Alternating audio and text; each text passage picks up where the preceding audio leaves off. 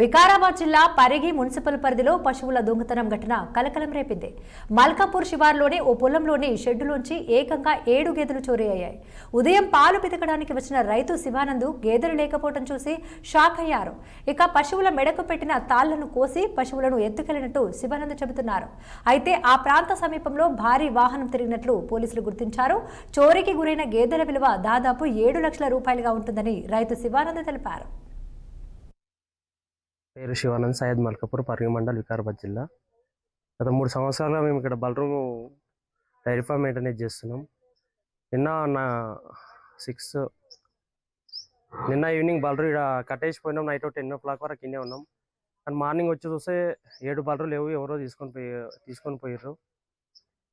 Value 7 lakhs వరకు ఉంటుంది. ఈ బలరు తాళాన్ని కట్ చేసుకొని పోయారు. ఎక్కని బలరు కొట్టిరు ఇడిచిపెట్టిపోయారు. ఎక్కిన వరకు అయితే వేసుకొని పోయారు. మిగతా బలరు ఎక్కని బలరు ఉంటే కొట్టుడు చాలా కొట్టిరు. 7 గేదెలు అన్న వాళ్ళ డీసీఎం వచ్చింది, ఎక్కించిన ప్రూఫ్స్ ఉన్నాయి. ఆల్రెడీ ఇక్కడ మా సీసీ కెమెరా చెక్ చేసే కూడా నైట్ 2కి ఎక్కించారని విన్నాము. సో సీసీ కెమెరా కనబడుతుంది. ఇంకా చిన్న పాలకి దూడలు ఉన్నాయి, వాటి తల్లులు కూడా తీసుకుపోయారు. 7 lakhs వాల్యూ ఉంటుంది. నైట్ ఉంటుండే కానీ ఆ బాబు జ్వరం వచ్చిందని చలి పెడుతుందని ఇంటికి తీసుకుపోయింటాం మేము మొన్న వారం నుంచి. అదే అనుమానాస్పరంగా అంటే ఇక్కడ రియల్ ఎస్టేట్ వాళ్ళు చాలా మంది వస్తారు.